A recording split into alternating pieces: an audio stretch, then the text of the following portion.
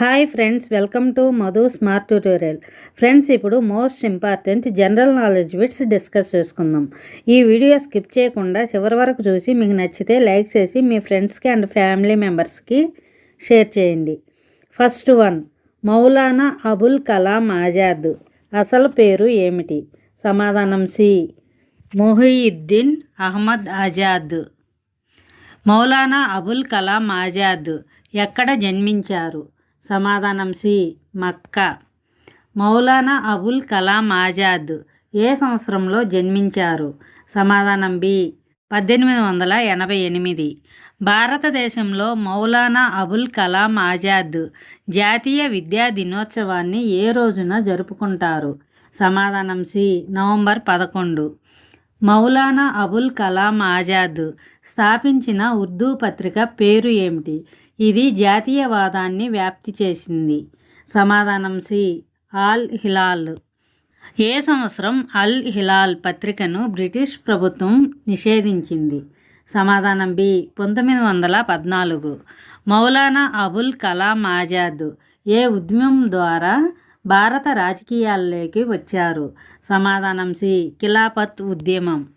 మౌలానా అబుల్ కలాం ఆజాద్ భారత జాతీయ కాంగ్రెస్ అధ్యక్షుడిగా పనిచేసిన అతి చిన్న వయస్కుడిగా ఏ సెషన్లో ఎన్నికయ్యారు? సమాధానం బి, 1923 ఢిల్లీ ప్రత్యేక సెషన్. మౌలానా అబుల్ కలాం ఆజాద్ కాంగ్రెస్ అధ్యక్షుడిగా సుదీర్ఘకాలం పనిచేసిన కాలం ఏది?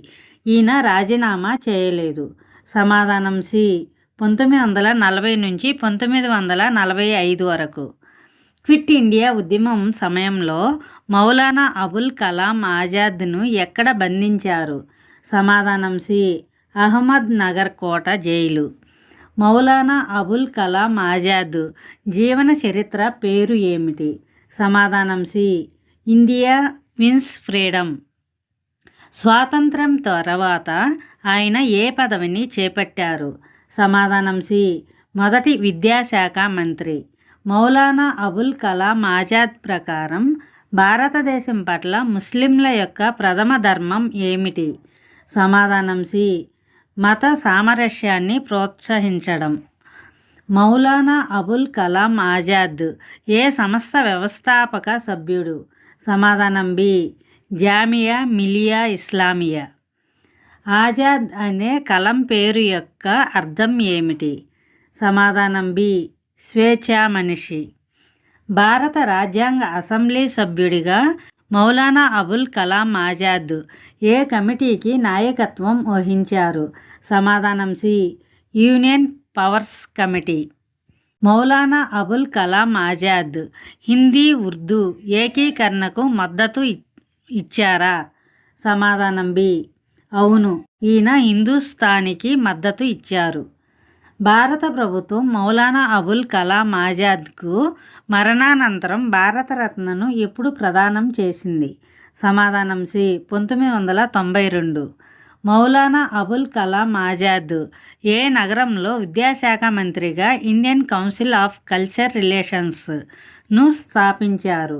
సమాధానం సి, న్యూఢిల్లీ. స్వాతంత్ర్యానికి ముందు కాంగ్రెస్ మరియు బ్రిటిష్ ప్రభుత్వాల మధ్య జరిగిన ముఖ్య చర్చలలో మౌలానా అబుల్ కలాం ఆజాద్ ఎవరి తరపున మాట్లాడారు? సమాధానం బి, భారత జాతీయ కాంగ్రెస్.